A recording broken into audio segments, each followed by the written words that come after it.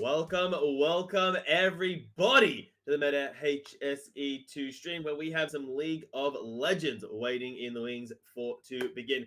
My name is Midnight, and joining me for a long course of League of Legends Day is going to be Mendrix. My guy, how you feeling? Mate, I'm feeling fantastic. It's go time, Midnight. Players are no longer going to be the big fish in a small pond. We get to find out who's going to be the apex predator and who's just going to be some fish fingers on the side.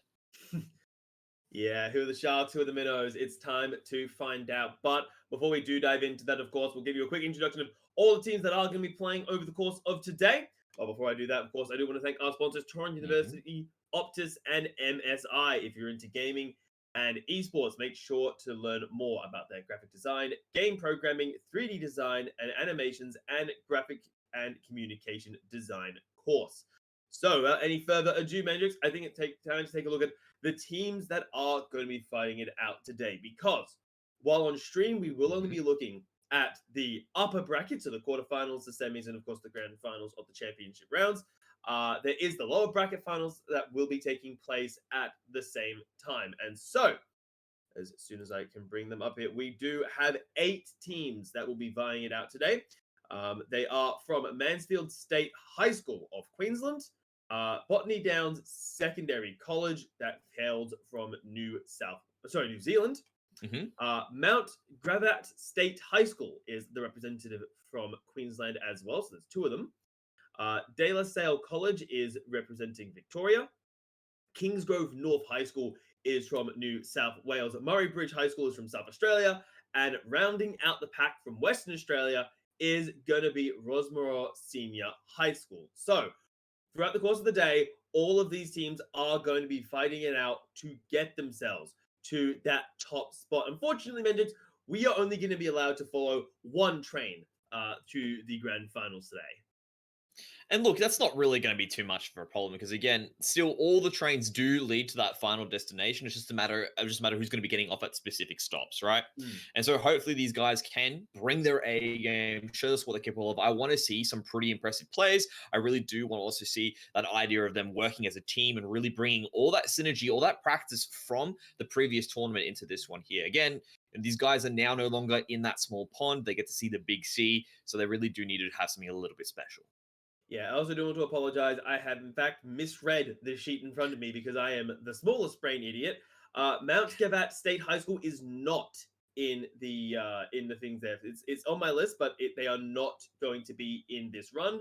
So there's only going to be one representative from Queensland, as it should be. So my apologies on that one. So before we dive into the first match that we're going to see on stream, obviously, I think it's fair to introduce all of the matches that are going to be taking place today. So in one bracket, we have Mansfield. I gotta avoid those team names. We have Mansfield State High School facing off against Murray Bridge High School. So that'll be Queensland and South Australia fighting it out in one of the brackets. In bracket number 2 is going to be Rossmore Senior High School, who will be facing off against. I can't see on my list. I apologize for that. And the final one, apologies for that. My list is a little bit inaccurate this morning. And the final one, and the game that we will be watching, will be De La Salle College facing off again Botany Downs Secondary College. Yeah, it really is going to be the things. What I do like is some of the names out there that these players are bringing to it as well. I mean, for Mount Gravatt, we got the Dragons, we got the Baby, the Mansfield Monks, the Bunyips, of course, the Panda Republic. So these players all have a different number of. You've given us all of the, I guess you could say formal names, but being the color, I like to throw in a little bit of a splash and a bit of spice and give us the player names as well. So really excited to see these guys when they do come into it and make that work. And also, obviously, what is going to be happening today in terms of the players that we do get to see being fielded from De La Salle. We're going to be getting to see Daiki Aomi, Yosuke, Zenid, 200 Years, and Rage Rider. And on the flip side of things, for Botany Downs, we've got Godblitz, Obsess, Dilmanti, Dante, and Danny. So really excited to see what these players bring to the field.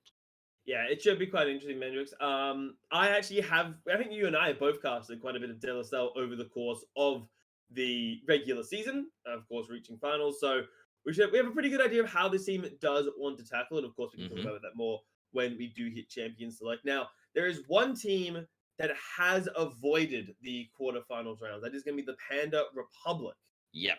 which of course does hail out from New South Wales, a really strong team. They will be taking on the winner of the match you see here on stream, which is of course De La Salle versus Botany Downs Secondary College. So pretty much the winner of this then has to go against what I would consider one of, if not the strongest teams in this tournament so far. So you basically got to slay a Titan if you want to make your way to that grand final series. Of course, very, very exciting, I think, for these players here getting into it.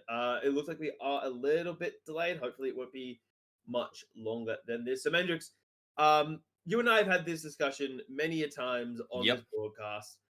Comfort versus meta. Now, specifically, I'm going to draw you to the bottom lane, and I want to draw you to the heresy that is Zig's bottom lane. Now, you and is it heresy? I think the bottom lane is for marksmen. I am a traditionalist. You know, I personally used to love playing Zig's bot. God. It is so dirty. It is ridiculous. It makes sense why you do sometimes bring him to that bot lane, and why he has been sort of been out of favor until recently. Those recent buffs that came through, of course, to his range and just in general to a few nerfs to other marksmen, brings him up, crops him into the field. Look, these guys tend to move into those lanes typically when there's a particular thing that you need to avoid. And let's be honest with it, his range with his Q makes it so difficult for the bot lane to do anything in particular. So I'd love to see these players take that into account and actually bring him to the pitch. Personally, I'm not a huge fan of it. I'm not a fan of the Ziggs the same way I'm not a fan of the Misfortune. I'm not saying it's bad. I'm not saying it doesn't work.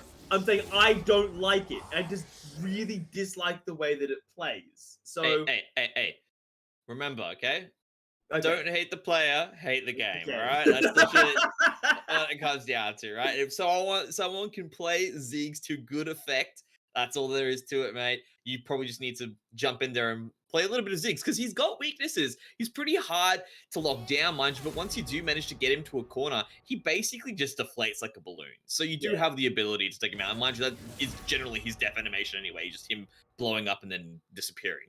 Exactly. And the key way to do that, the key way I like to do that, is with the Thresh. Unfortunately, the first thing to get swept away by Botany Downs ban list, which I don't know, it hurts me because I love Thresh. I'm a part of the cult of Thresh. But on the other side, one of the strongest bottom lanes, if you just take Ziggs out of the equation, is Aphelios Thresh. It is still insanely powerful. And with someone who we know plays a lot of Aphelios, 200 years on the side of De La Salle, I'm a bit surprised that Thresh is falling victim and not the Aphelios as we come to the final ban. I feel like the final ban as an Aphelios here would be a smart call, unless Dante does play Ziggs, and then you should be fine because if memory serves, Ziggs does fine into Aphelios. Well, one of the things we have to take into account here is ease of execution. It comes back to that argument of, hey, meta versus comfort. And when I look at what Aphelios brings to it in terms of his execution, I feel he's a very hard champion to execute to the highest levels possible. Whereas Thresh on the flip side, yeah, you can do some pretty crazy things with him if that skill ceiling gets there. I think the other thing we need to take into account here is that, hey, you know what? Most of the big things that make Thresh strong are very easily executable now. People have had a lot of practice to get their flash plays down. Of course, just land the general hooks, understand the juking across of it. Where if you look at Aphelios, a lot of it really is that micro decision making, that idea of like, what weapon will be the best for me to use right now in the specific situation, and it needs to be a flip decision. Basically, at that point, I flip this switch right there, right now. What is the weapon that I'm going to bring into this particular fight? Is it going to be the one that needs to come to it? Can I jump in and actually play this up close and personal? Do I need to play this from afar? And that's something that's really important, requires a lot of practice, and in order for it to be executed correctly, needs you to be on point. So I can understand why Thresh is being taken off the table and Aphelios is being left up. And what's interesting about that as well is when you look at it globally from a competitive standpoint, Aphelios is up there with his presence, 66% in that presence with him being picked or banned. So he definitely is a meta champion at the moment. It just seems probably at this level of play, it doesn't seem to be there. Yeah, I mean, he's strong, but again, it's how difficult is it to execute? Because as you just talked about, you went into quite a bit of detail about you got to have the right guns for the situation. And if you don't have the right guns for the right situation, you're going to have to make do with the weapons that aren't ideal. Because in massive team fight breaks out and you haven't got your flamethrower, and you're like, well, crap, like I want my flamethrower, because we've all seen the highlight clips. Where the Infernum just rips apart an entire team of 5 against a pentakill. It's like, okay, that's 200 years of game development. So hopefully it really is. If you well. think about it collectively, basically going forward, Mm. if you take into account all of the game developers at Riot right now, every year they're adding on like probably 2 decades worth of game development experience each time. Yeah, something like that. You have to take, that's something that's really been taken into account. Like in 5 years, it'll be 300 years of game development. And Think about that. Think about that for a second, Midnight. And we'll have another meme Mendrix to make fun of a champion that has a overtuned kit, I would like to say it as. I think Akshan is the most ridiculous thing Riot has pulled off in a while. Like we talk about, like, because like you and I have both played our fair share of card games. So yes. Guys, there is a bit of a delay. The top laner from Botany Downs did disconnect. It just completely cut during the champions. Like the last ban was supposed to be an Echo. Hopefully it should only be a couple of minutes before we do get back into it. So we do apologize. There's not a whole lot we can do until the player let's look back in. I want to just take that into account because obviously I didn't know that it was supposed to be an Echo, but now that I know it is an Echo, that's interesting. Because we are on 11.17. This is the patch that we're playing on. Echo recently just got a buff in the jungle where they've increased his clear speed by roughly about 50%. Now, this is really, really key because this is something that they took away from him in the past, which is why you're sort of seeing him come down, especially when you look at the junglers that are really big at the moment. Real fast clears typically is what you want to have happening, so that way they can begin to move around the map and exert, obviously, that dominance to it. This means that he's got the ability to match onto it, not in the sense of just being able to clear quicker, because obviously as well, allowing him to gank better, because if you got a quicker clear, that means you're going to be healthier. You take less hits from the jungle. That means you will have a better health pool to actually execute on gank. Sometimes you realize, hey, 25% HP, probably not the most intelligent time to try and force a gank from happening, because especially when you do have champions that have decent combination hits with, for example, auto attack ability, that can really pump out 25% of HP pretty much in the space of a second. You don't have a chance to react for it. So you need to have a little bit of a healthy health pool before you jump into those things. And that change specifically does make it happen. So I do like the idea of, hey, you know what? Maybe we need to start banning out Echo once again, because he could be a force on the Rift. Yeah. And if memory serves, although I might be wrong here, the De La Salle mid laner also has pulled out Echo in the past. So it's a multiple. It counts for multiple things coming into that one. So should be quite interesting. Of course, again, guys, I apologize. It will be a little bit of a delay before we do get into our first match of the day here, Mendrix. But the other big thing that I think will be quite interesting. Now, I want your opinion on this, because I have had multiple conversations and I have never gotten a consensus. First dragon. What is like? Is it the thing to, regardless of whether it's a mountain or a cloud, or anything like that? Is it worth trying to basically start those stacking dragons like super early, like pretty much before you even recalled to buy your first item? Like where do you stand on when is it time to slay the dragons? First dragon, negligible. That's my opinion. You can neglect the first dragon regardless of what it is. And my reasoning for that is because specifically gold is just so much more valuable earlier on in the game. Don't get me wrong, if you can snag a dragon, snag a dragon. But if you've got an option to take a turret, you've got an option to force out a little bit extra utility, get some more control later on, that guarantees the dragons later, doesn't matter who gets that first dragon. All that matters is who gets the soul, of course, and who gets the elder. And if it means that if you're setting yourself up for success later on, that first dragon is not such a big deal. So it really all comes down to what is your trade at that point in time. Sometimes, yeah, of course, you want to walk away with a dragon being the big win, purely because, hey, if you've got a 5-on-5 team fight at that 6-minute mark where people using teleports to jump down, get the kills, and then get the obvious objective, which is going to be right there in your lap, which will be the dragon, absolutely, you jump on it immediately. But if it turns out it ends up being a top lane rotate where everyone goes towards that top side before you can even see what's happening, and then you lose your top laner and then the tower, and then you go, well, you know what, all their resources are on the top side of the map, let's just grab the dragon. The dragon is actually a net loss there. That's my opinion on the matter. It's very situational, And it's very on that concept of, well, hey, is my focus going to be these dragons because maybe we have a team that's great at that neutral objective control? Then yeah, maybe that is going to be your choice to go for it. But typically that first dragon is very negligible purely because if you are behind the 8 ball when it comes to going into that team fight, you might as well give up that first 2 dragons to get your first power spikes. Make sure your champions are in a position to fight competitively. Otherwise, you're just going to throw yourself further into the pit. You see, this is where you and I don't agree at all, actually. I think the first dragon is super, super valuable because I Okay, well, I've given my reasons as to why. Yeah, Okay, so I had my whole spiel as to why. Yeah, What's here's your my reason logic. why? Now, my logic isn't going to be as well thought out as you. 'Cause Uh-huh. I'm a small brain play by play, but I am quite a big fan of the. I don't know. I think it's called a dragon wing condition. Yes. Quite simply put. So, the dragon wing condition is basically securing yourself the soul, and then using the advantage the soul gives you to basically secure yourself the elder dragon. Which I do accept has its weaknesses. Steals specifically are a problem on both regular dragons and elder dragons. I don't want to talk about it. Yeah.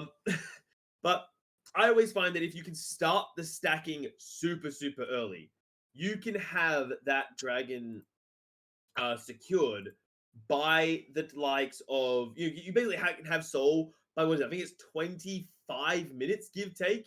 You can basically have that ready to go. So I really, really like that. It means that it accelerates the game quite a bit, which sometimes is bad, I accept. But most of the time, I think it's fine because if you get the first 2 dragons and then you're out of control, the other team don't have to secure only 2 dragons and suddenly crap, you're dealing with an Infernal Soul. They have to secure 4 of them. That is 20 minutes of in-game time that you have to recover a situation that you have just completely bollocksed up. So, I don't know. I'm always a fan of it. I always say if the first dragon's up and you can, always prioritize it.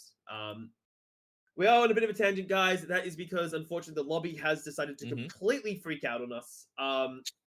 So we have to basically reset the lobby, get everyone back into it.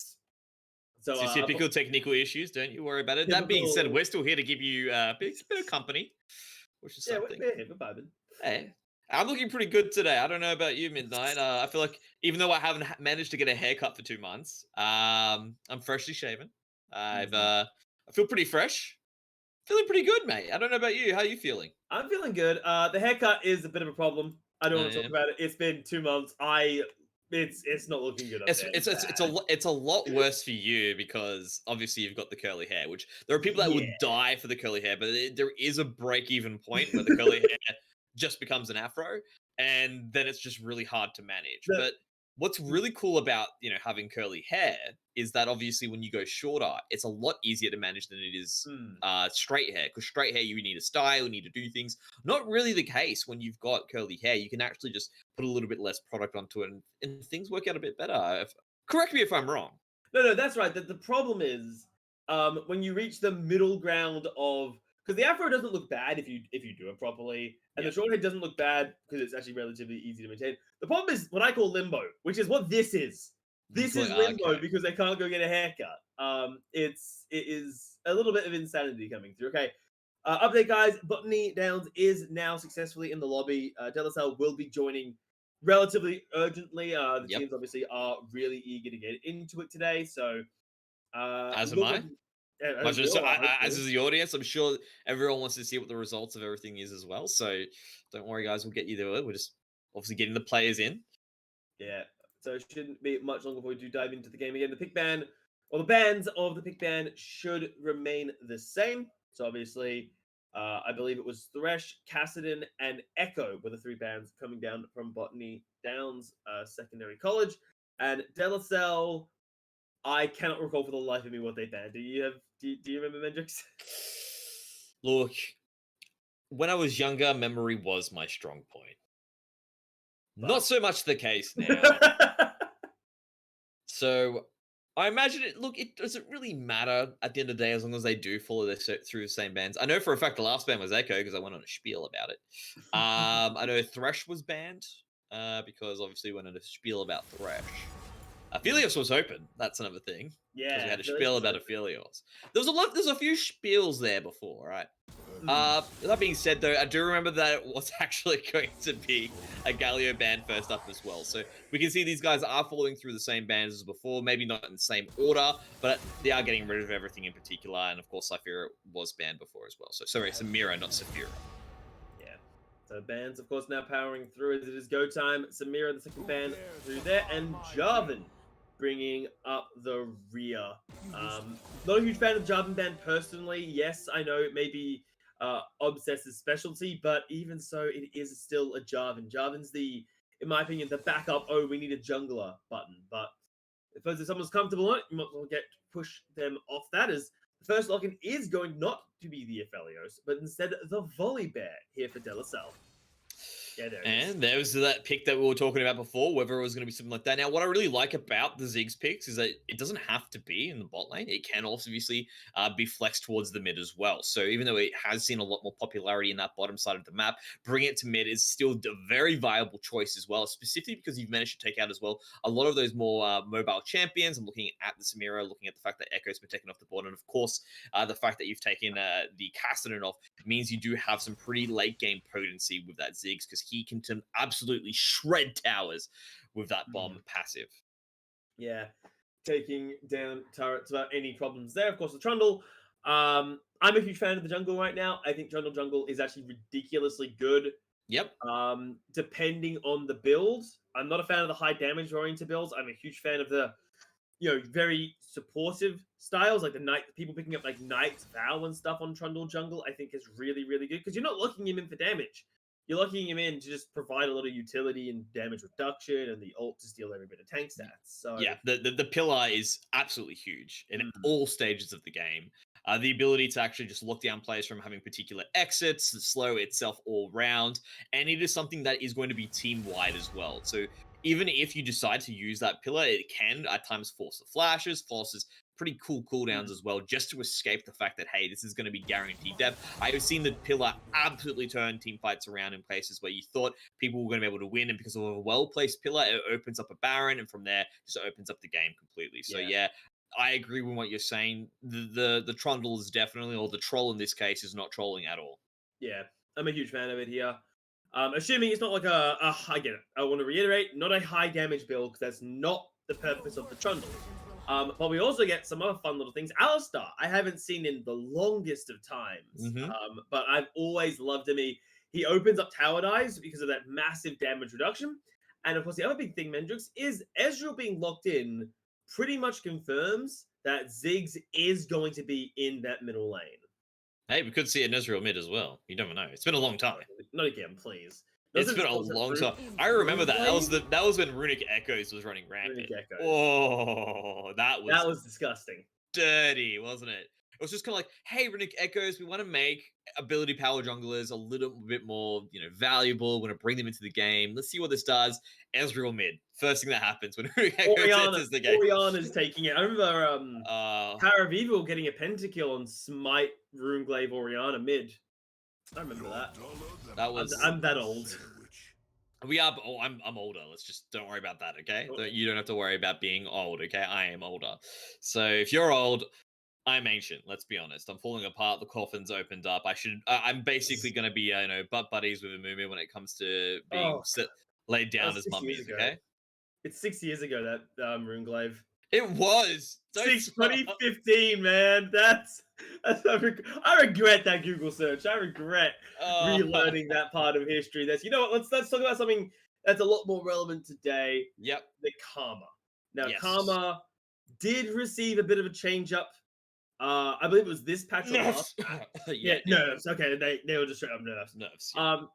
And I'm not so sold on Karma right now as a support, just because right now engaged supports, tank supports are just so valuable.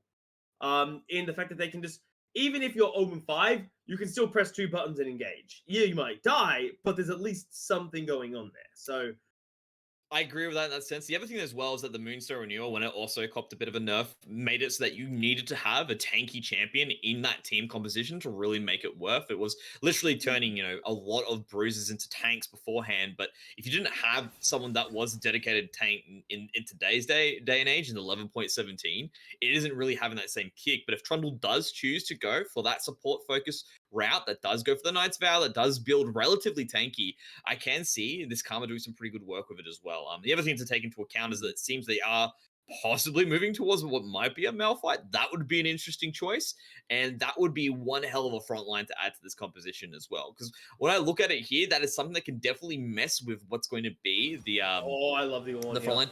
Orn is still a pretty good pick. I would have preferred the Malphite purely because that Malphite brings such heavy burst when that ultimate comes down. The Orn is, I guess, of course, the ability is a bit more of a cheaper version of that Malphite's ability. Obviously, still has his own Horn Orn at the same time, which will be effective at the same time, but has a little bit of other effects that can come to it. But when I'm looking at it, there's a lot of chaos on both of these team sides. Like, I mean, I'm looking at the Cannon Ultimate, I'm looking at the Hecarim Ultimate, even the Stormbringer from the Volibear as well. These guys love to jump in the middle of the team fights and force some crazy things to happen. On the flip side of it, you still have it on the same thing with the Orn and the Trundle. They like to get into thick of things, but they do have a very unsituated backline. They want to sit back, make sure they're away from the action. So of course that they've got those two big guys up front in the Trundle and the Orn. They really need to be playing point guard to make sure that these guys remain untouched if their team composition is going to be thriving. Exactly, because the likes of the Ziggs, Ezreal, Karma, Botany Downs has drafted a very poke-esque composition, right? Like, they don't want to start a fair fight. They want to poke you down, and by the time the fight starts, your idea, they want Delacel to be at least half health for their priority members, because Ziggs in close range isn't brilliant, and Ezreal, you don't pick him because of his team fight potential. He's an insanely safe laner, which I love out of the champion. He's got good poke, but his team fight damage output is just never going to be able to match what an Aphelios can do. It's unfortunate, but that's just the nature of the champion itself. It's a siege. They've got a siege composition lined up there. They really do need to maintain control of the game. Obviously, not let it snowball out of control because they won't really have a way to get back into it. Like, find a winning team fight. Because obviously, what they want to do is just bruise up their opponents, push them out, and then look for the team fights once they've been pushed out away. Most of the time, those opponents have to either back away, which opens up objectives. That means you can move in towards the Baron pit, drop your wards, rinse and repeat, and then take the Baron afterwards.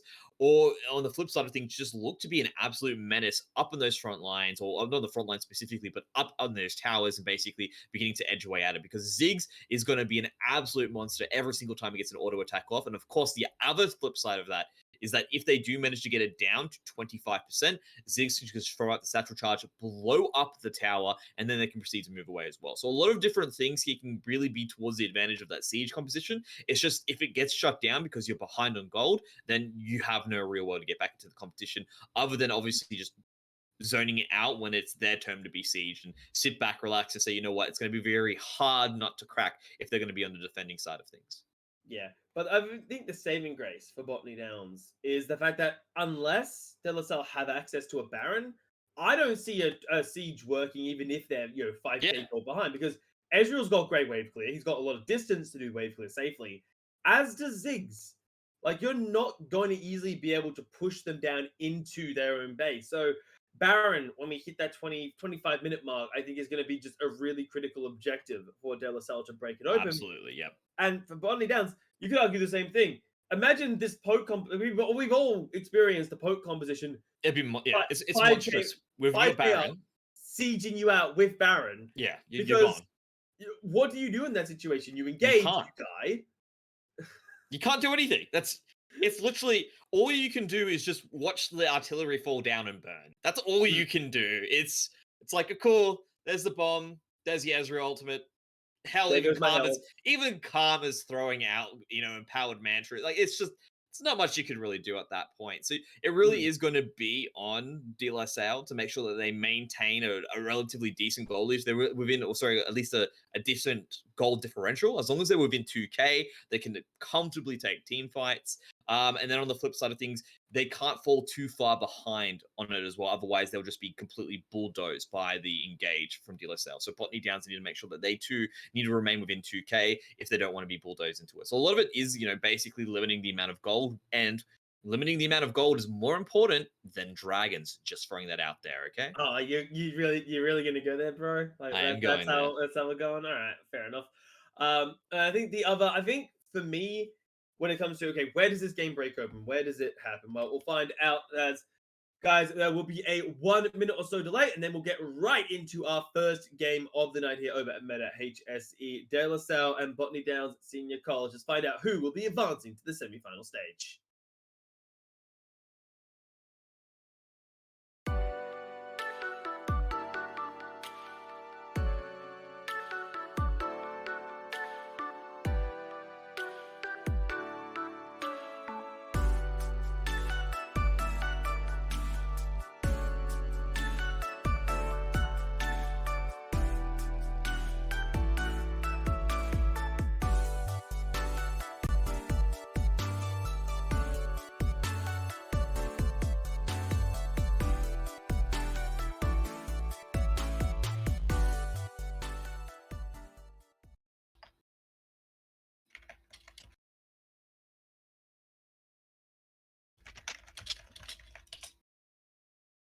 Are we live? Oops. Okay. Apparently, we're into the game right about now as it is go time.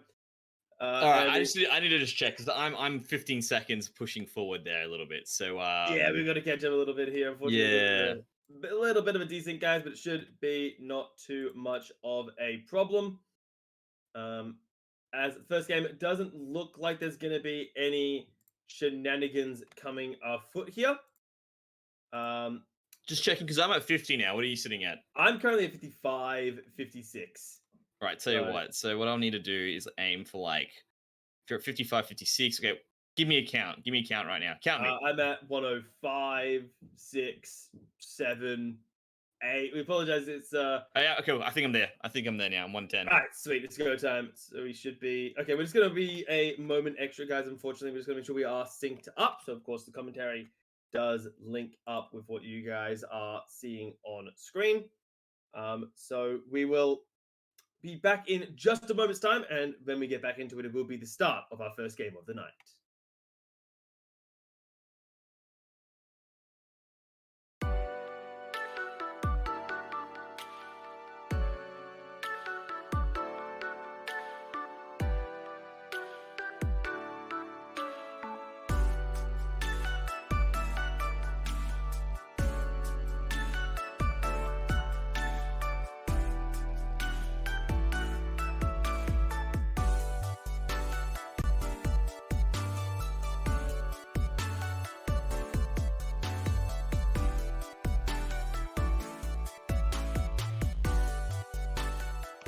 101, 102, 103.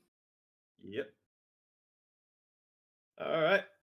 And ready? it is go time, everybody. We are back on to the. We apologize for the little bit of a delay there, just syncing up to make sure that everything is as it should be, and it is as we are diving into our first match. De La Salle, obviously on the blue side, with Botany Downs rocking on the red. Now, Mendrix, we talked about the Yes. importance of like the barons and the dragons, but I feel like we should probably that's step 5 in the master plan. Let's go back to step 1, early Right. jungle pathings, because obviously we do have the Hecarim from Yo, who we know is a relatively aggressive player, and Obsess is running Trundle, who can either go very heavy ganking, very heavy clearing. What do you think could be pretty important coming into this early game as some nice damage already starting off in the bottom?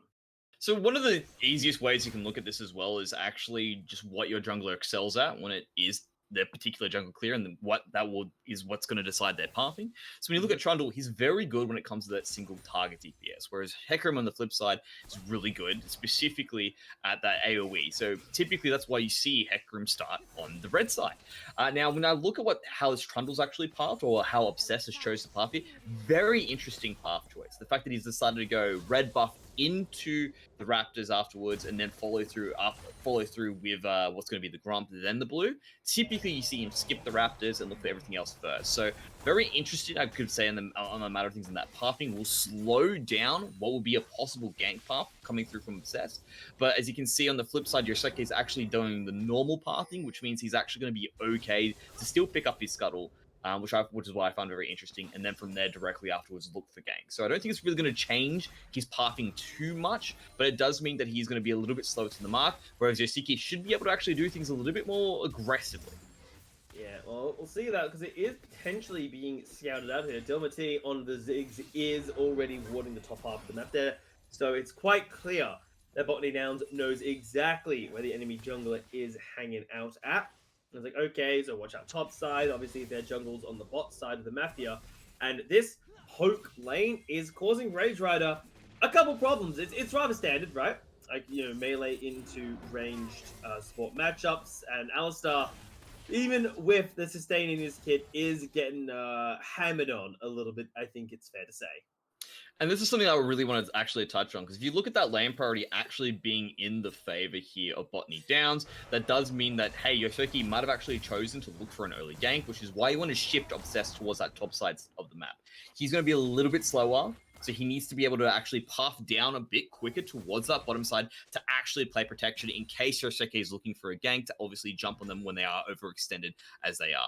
But as you can see here, they've managed to use that wards. They understand where Yoseki is at the moment. And because Yoseki's looked for a quicker clear, he's looked to just basically power clear across, that means that protection's not going to be in place here, but he seems to be caught out by Obsess. Yeah, and Yo's not exactly in the greatest position here. He has forced to use a Ghost and Junkie, but just gets first blood as a failed flash over the wall from God is a little bit of a problem, but Dark is just going to get taken down low, not able to get the final chomp down there with the Volley Bear. And now Xanad against T. Unfortunately, T is getting the better end of this trade here. You can catch him. Force a complete runaway, even the flash to get out to safety, but a brilliant start for Botany Downs. Yeah, he actually had to flash there because, of course, God Blitz would have just been able to use the on-wall slam, put him into Yet, and he would have been guaranteed dead there with the damage coming through from Dilmar. So the flash had to be used early to get away from, of course, being locked down and put him to death. And like you said, fantastic start for Botany Downs here. And it all comes down to the fact that Yoseki was being a bit greedy. He was trying to edge out just a little bit of extra gold before that first back.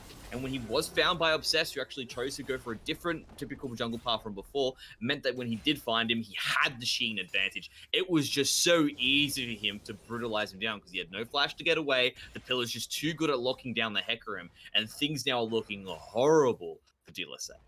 Yeah, it's not looking great for them at the start of this game here. Already 1,000 gold behind their opponents, and I suspect it's not exactly going to bounce back easily because this bottom lane is... it's a problem, I think it's fair to say here. The double poke of Karma Ezreal is really causing problems, not necessarily for the Aphelios, although Aphelios is obviously in a little bit of the weeds. But Rage Rider, I think, is actually suffering the most there. This Alistar isn't allowed to do anything because if you choose to start a fight on the Alistar, especially against Ezreal Karma, not only can they disengage relatively easily, you are going to take an absolute hammering. And speaking of that, yeah, Rage Rider is pretty much forced out of lane after just walking up to hit a cannon minion. And without help, unless there is someone coming bot lane, this is going to keep happening. Absolutely. And when I look at this ward control as well, I don't even see a chance for you to get in and provide that help.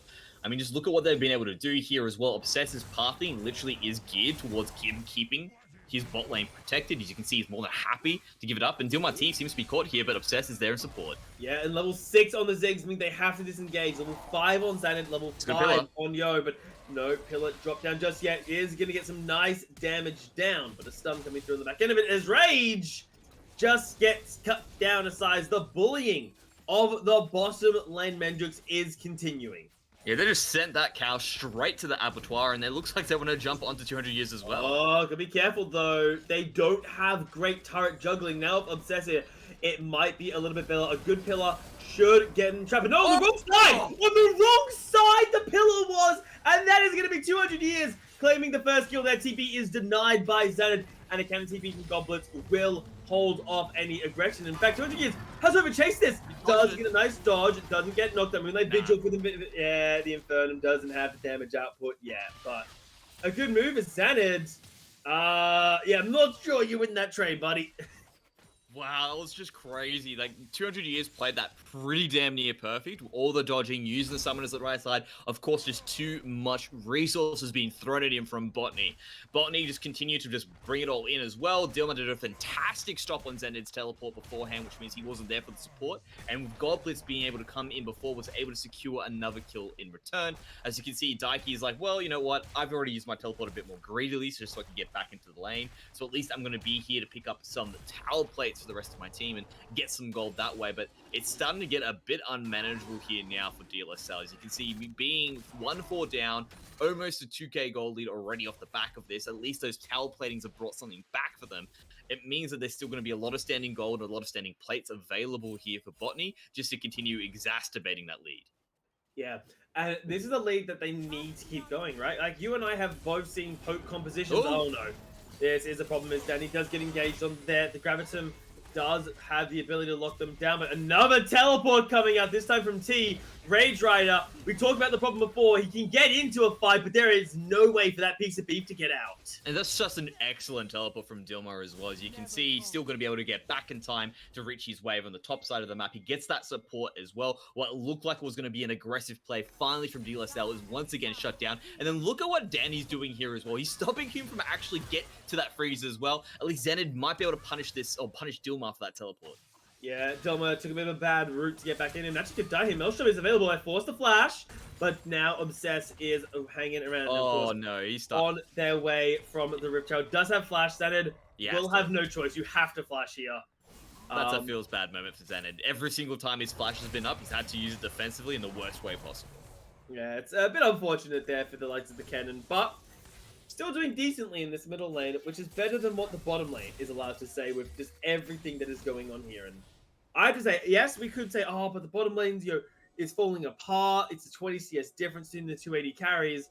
I'm actually more so concerned at the fact that we haven't seen the Hecarim even really attempt to gank this bottom lane here. Instead, they're really focusing on their farm, 20 CS up above the likes of the Trundle. But Trundle has secured both jungle objectives and is now even coming in for a gank, just as though the map pressure that is coming out from Obsess. So Yusuke is definitely up when it comes to the jungle clears. You can see he's been greedily running around, just trying to make up for this difference in goal that Obsess has managed to make purely from ganking. And this is one of those feel bad moments as a jungler. You're trying to find ganks, but when you look at this ward coverage, you don't really have a chance to get in there. Every single time you've looked for an invade, it's either been shut down or you've seen that something has been ganked somewhere else on the map. So Yusuke right now is just doing the motions. He's not really looking for ganks specifically. They're actually a bit hard for him to find, if I had to be a little bit fair towards him in terms of what's happening here. So it really is going to be on him making his way towards that bot lane and forcing it from happening. But Obsess, typically what he's been doing is just taking his red buff, maybe picking up the Raptors, and then making his way towards that bot side of the map. And then looking for the ganks and the objectives directly afterwards. So yeah, it's very easy to say, Yosuke, just gank bot, but it has been managed. Obsess has been looking to keep it under control, and every single time he has been able to pick up an objective on the top side with that Rift Herald, it hasn't really given any way. They've been backing. He's been really managing his team's decisions. Whoa! Taiki was not happy about that recall being cancelled. We did see an attempt on the bottom lane for one of those ganks, but unfortunately, Obsess was there first, ripped the Rift Herald, and good pushing waves. And with 200 years on next to no health there, they will be forced to back away. Daiki can't even come down to help because he's got no mana on the volley bear. So even if you wanted to help out, you TP down. Oh, is that and give us collateral damage as the pillar not able to lock them down just yet. But the ultimate from the Trundle and the Mega Inferno Bomb should be enough. One more chomp and Obsess will grab their second kill of the game. And Botany doing it damn well so far today. And you can see now the game plan that Botany was putting together. They really wanted to have Obsess continue to babysit both the mid and the bot lane, leave Godblitz on his own sort of, working to it, because he doesn't have the lane priority. Lane priority definitely an advantage for the bot and the mid lane here, which allows him to get control of it. He's coming in for a gank once again. And a beautiful pillar forcing the flash out of 200 years there. That's brilliant. That is yet another ability being burnt there defensively.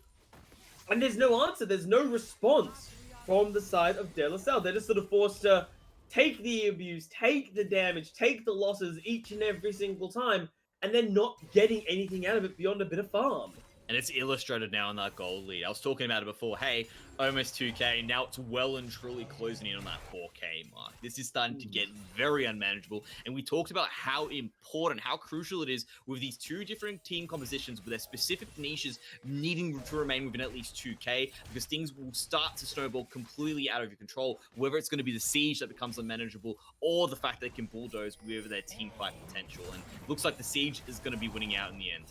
Yeah, and to just emphasize the gold, Matrix, I would love to be able to bring that up on stream here because it's 1,000 gold for the mid lane, 1,000 gold between the AD carries, basically 1,000 gold or 800-ish gold between the two supports, which I think is a ridiculous difference between the amount of generation they've been able to get so far. And then shared on the top half of the map between the the top laners and the junglers, it's 1,200 in favor of Botany Downs. Like, another thing we need to take into account here as well with Godblitz and Daiki. I'm not sure why Godblitz is being so careful of Daiki at the moment. I guess perhaps because he could be killed by Yosiki, but he's actually managed to complete his Sunfire Aegis. That is a massive power spike over Daiki at the moment. He's still sitting on components. So right now, if Godblitz really wanted to take these fights, he 100% could go for it, and Obsess is currently on the top side of the map. I'd love to see him be a little bit more aggressive against Daiki right now. Normally, I would absolutely agree with you. But a reason why he's not, and a reason why I'm actually okay with him not playing aggressive even though he has the item advantage, is vision. Yes, his jungle's on the top half of the map, but they have no idea where this Hecarim is. In fact, they can be certain that the one place the Hecarim isn't is the bottom side of the map. Because look at the vision control. Two wards in the tribe, two wards in the tribe rush. There's a control ward at the actual objective. There is no sneaking up here. In theory, but never mind. Rage finding an opening there on it to Dante. Does get some nice damage down. Exhaust coming down there as Xanid is not able to lock anyone down. But now Daike's had enough as well. The full squad of De La Salle descends upon the bottom end of the map. Minus their jungler, of course, who is up. The two junglers actually hanging out top side. But what a move there. Double TP just to ensure that there was no escape. And I really like the timing on it as well. As you can see, the Divine Sundra has been picked up by Daiki. They really did have a moment in time when they said, you know what, these guys are going to get a little bit greedy, and Rage Rider's looking for another dive. Yeah, and as an Alistar, you should do this, no issues there. The 200 years picks it up without issues. The Chakram's, of course, pretty damn good at that. So, 4,000 gold to 2,000 gold now, Mendrix. That was the sign of life that De La Salle needed, and actually, if they can secure this Rift Herald as well, that'll be a great boon for them coming into this game. Yeah, they really just picked a fantastic time. They had lane priority around the map. They were able to get all their members down there a little bit earlier for it. It really was, even though with that gold lead, Botany Downs playing catch-up on the play. And because they tried to play catch-up, that means they ended up giving away shutdown gold. It ended up not working out in their favor. They lost members and really gave away a very convincing lead. Sometimes it's better to hold it. It's better to fold it in certain situations, and it's better to hold it. That was definitely not one of the holding times. I know nothing about cards, Mendrix, so I'm just going to agree with that. That metaphor there is. Ooh, I'm pretty sure we've discussed this before. We have definitely discussed it before. Oh my lord! Wait a second. Almost turns that around, but Dante not able to do that. Rage getting chumped down there. Of course, the troll takes a bite out of the cow. A nice piece of beef for them. There is Dragon spawning in 41 seconds, and while there are no teleports available for our top laners, I feel like both teams are going to have their eyes set on these objectives. Botany Downs was doing so well, but they're slipping. Look at that vision control. It's all of a sudden in the favor now of De La Salle. They've managed to completely flip things around with this one play, and with that momentum, take control and get the objectives. And they realized, hey, it was really just Botany Downs on autopilot at the start of the game. They were getting the kills, they had all the tempo, they're the ones dictating the pace of the game in terms of what's going to be picked up here now. But as soon as we hit that 15-minute mark, when the desync on the jungle clear starts to come to play, things are starting to not feel as good. And look at this. Yes, they're hit quick on the map, but very quickly we've got De La Salle in return, and this is going to be a team fight. Yeah, it's going to be a 4v5 because Goblins, no TP, will not be able to join right now. So I think they're just going to be forced to get this up here. They don't have the poke landed down just yet. Oh, but they're getting to do damage in. Yeah, but Rage popping that ultimate does get some nice zone control there. The ultimate coming out from the Ziggs, not able to steal that Pillar. away, but they are quite low. Pillar not landing, unfortunately, there. As Obsessed dropping it down that subjugation, but just not able to get anything there. They're good at poke, but Xanad might overstay their welcome there. Does not have flash. Might get tethered up. He's Needs to caught. be careful. Gets caught out there. Obsessed has enough of him. They will cut them down. Not even able to tell them what is God. I don't know what's going on here with the Orn. He's just lost about a prayer to go. But the rest of the team does come in the backup here. Daike getting knocked out there. Yo is likely going to fall, but does ult away to get to safety. Obsessed taking down low, but not giving a damn. Even with the Ignite, you cannot kill the king. And we're talking about that idea of going too close, getting a bit too greedy. That's what it felt like Botany was doing before. With all of that blood loss, all of that momentum, it ends up happening now for Salle as well. They should have got the dragon, gotten out, reset their tempo, come back, refresh. Unfortunately, they tried to hang out a little bit too fast, see if they could find some kills. Sanad goes down. Then directly afterwards, you follow through with them trying to get a catch on the God Blitz because they say, hey, you're going to kill Zenit and take our tower. Well, at least we're going to get our top laner. He's a big boy. He takes a while to kill. Yeah, ends up putting out a few more members out of position, and it just means that Botany Downs are able to pick up more in the reward in return. They managed to get them so low before with all that damage they put into it. They should have ran away with their tail between their legs, realizing, hey, we copped too much damage. They tried to get something back and ended up paying the ultimate price. And what was going to be what seemed to be a comeback now for Salle seems to be them falling further down that pit. Yeah, it's super unfortunate. A little bit of greed, unfortunately, does fight back. This ain't no Warcraft 3, Mendrix. Greed, unfortunately, it's not so good in League of Legends here. As the game does, of course, reach that approaching the 20-minute mark, I should say. And we're now reaching the point where you seriously have to start considering, if you are Salle, what do you give up and what is worth fighting for in this situation. Now, Dragon number 3, I think we can both agree, is not worth fighting for in this situation. No, I think it is worth fighting for now. 1 and 2 are negligible, not 3. Oh, so you think... I think you give this one up and fight for the 4, like fight for Soul. You think that it's actually worth Salle committing to Dragon number 3? You know, yeah, it's at that point now where because it becomes an interesting decision, right? Do you give them Soul or do you take Baron, right? Basically, whoever happens to have number 3 gets a choice of their next objective. And looking at this, Daike getting caught out completely here, taking that low, Obsessed diving quite heavily for this kill, but gets out courtesy of the subjugate, now getting torn apart by 200 years, has overstayed his welcome just a little bit. Tanky, yes, invulnerable, far from. But that opens up them still getting a tower, right? When I look at what's the net win there, it's them getting not only just a kill onto Daiki, but at the same time also being able to get the tower as well. That's what Obsessed opened up for them. The only sad part about this is that technically, with that control, you could have looked for a Baron if you managed to keep your jungler alive. I would have much preferred if it was God Blitz being the one that was being a bit more aggressive, trying to open it up there. So I feel that was a bit of a misstep. They've set the wrong tanky person into the mix. It does go down, but Obsessed, 2 items now fully completed. They're going for a bit of a tankier build than anything else, which I think, yeah, that works quite well for the Trundle there. Divine Sundra into tanks out. Again, here I would love to see a Knight's Vow built up, right? Like, I was a fan of the support Trundle jungle build, like, when was it, 2-3 years back, I think? Support Trundle jungle was like a thing, but it was like first item, Knight's Vow.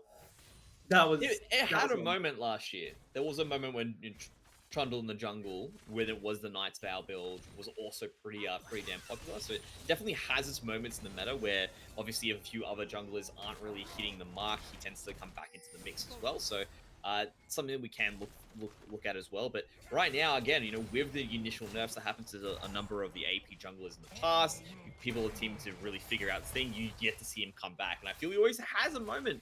You know, somewhere midway through the year where he makes a resurgence purely because, hey, we haven't played him that much. He's pretty good to slot into any real team composition. And of course, there has been a few nerfs to the more popular junglers in the time.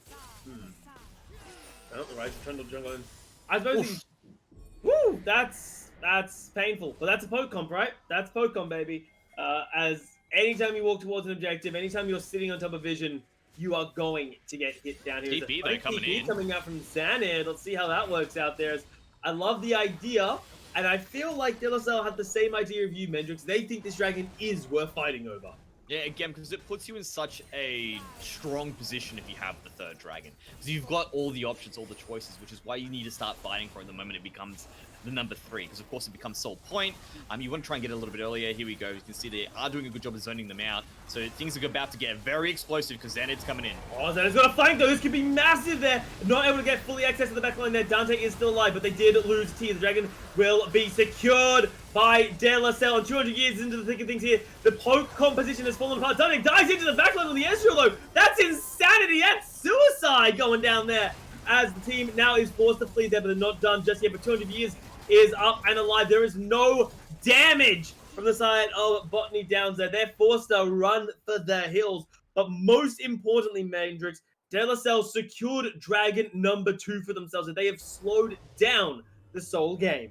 Yeah, the game's getting very interesting there because even though that gold lead is just so high, it seems insurmountable. The execution from DLSL on that team fight was on point. Xanad and Yosiki coming in were able to lock down the damage dealers, Dilma and Dante. They didn't really have a chance in that team fight. And even though, of course, Dante came in and managed to do some good bruising, get a few kills or get some sort of response back in return, when it was all said and done, because the damage dealers were down, it means it was going to be a 2-for-2 trade. And Yosiki did the job. Got the dragon. They managed to get out there. They managed to keep this game at least going to be somewhat competitive. Daiki might find him. He will. Yeah, Kessie interrupt there. Goblets does have a charge to run to. Does have Obsessed nearby. So not going to get cut down there. Nearly, but no cigar in that situation. As, of course, approaching the 25-minute mark, Mendrix, this is when the Baron dance starts to become relevant here. And Danny poking their nose around saying, okay, what can I do, what can't I do, but not able to aggro Baron and just has to back away for now. As I think these teams are actually just going to get into a scrap around the Baron, just trying to get vision around it. This is what makes things now so difficult, actually, for De La Salle. Because when you have a poke composition that has a wall behind the Baron, you can just sit behind that wall, throw a few wards out, and every time you try to engage in that Baron, you're going to get bruised out. Because Dante can throw it, Danny can throw it, Dilma can throw out abilities as well. It's actually so hard to take the Baron against a siege composition because they can just sit near that red buff and just throw pot shots. And they've got 2 walls of protection. Not even champions, 2 walls of protection that they need to find a way to overcome in order to reach them. So siege compositions on the red side is just so strong purely because of how much protection you have when you do choose to go for that Baron or if you just want to stop it. Well, let's just decide it. Let's see what response is from De La Salle. And De La Salle, I think they know what's up, but they're being so careful, as you need to be. But unfortunately, when you're careful, it makes it very hard to get there in time. Baron will be secured without contest here. The TP from Xanad coming through. Oh no, Rage Rider's being caught out. That's coming down there, but they're piling in to a choke point. Xanad not able to get priority backline access though. Andrea and Dante are just tearing them apart right now. Botany saw the opening there, lured De La Salle in to their death, and a public execution in the jungle. And when you look at these team compositions, you think close corridors. Of course, DLSL is the one that's going to come out on top. But what really happened there was God Blitz, with the amazing Ornhorn, was able to bring down one hell of an ultimate to really lock down the entire team of De La Salle, and now this is just them taking it to work. This is them just saying, you know what, the funeral's over. We managed to burn and bring everyone at the same time. Look at the amount of damage they've done. I don't think there's a way they can actually end this. Well, they've low Nexus turrets do fall, but members are up now. They've got to be careful. You do not want to botch up this fight, as Danny is low. One hit would do it, but Yo is forced to back away. The Exhaust and Sterix Gauge both activate there, as we're seeing Xanad just torn apart there. No Zonias on this cannon early on. Instead, it was a rush red death cap. High damage, high risk, high reward. But unfortunately, 1 and 4 on the mid laner of De La Salle. It just hasn't worked out against this poke composition of Botany Downs. Yeah, they really needed to actually find them there on that respawn. I was really convinced at that exact moment that Botany Downs had managed to win that fight and we're going to be able to go on to walk away with the win. Unfortunately for them, they weren't able to actually close it right out at that point. The respawn time is still relatively low at 26 minutes in the game now that we're at 27 minutes. But I'm looking at this gold lead now, 10k. That is going to be a rough way if you want to try and hold on to these dragons going forward. It's going to be really easy now for them just to set up that ward control. At least they don't have all of these walls of protection when you're looking at Dragon as being a possible attack path for them to go into it. There is a way for them to actually find in and get back into that back line like they did the last time. Yeah, multiple ways to open through as Dragon number 3 spawns up. The siege continues, of course. Baron is still up and available. And Medics, there is one more alarming thing that, looking at this game, I forgot to take into account. The ornaments. They have really started to come through here. 3 ornaments have been built so far. Of course, the Forge Fire, the Leandri's Lament, and the Infinity Force. Yep. That's what, about 3,000 gold worth of value? Yes. So this isn't exactly a 10k gold lead, it's roughly a 14,000 gold lead when you really look at it, now that they've managed to pick up the rest of that standing gold as well. So you can see now it's really beginning to take effect here. And, oh, that's brutal. The Old Horde coming out just to force them back. There is no Nexus turret, so the Nexus is wide open. 200 years on the affiliate, so could do quite a lot of damage output, but that is being jumped up by Obsess and cut down as Xanad is not able to get anything in the backline there. The Nexus is still open. 200 years force under the turret. 3 kills coming in for the Ezreal here. 4 kills coming in for Dante on this Ezreal performance. 11, 3, and 7. And will be the one to get that last bit of 50 gold there as the Nexus and De La Salle both fall.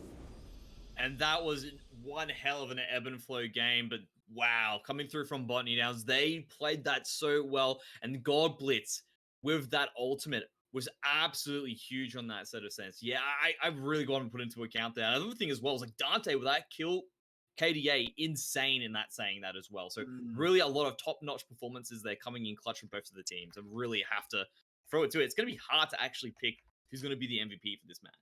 Yeah, I mean, it's going to be hard, but far from impossible there, Mendrix.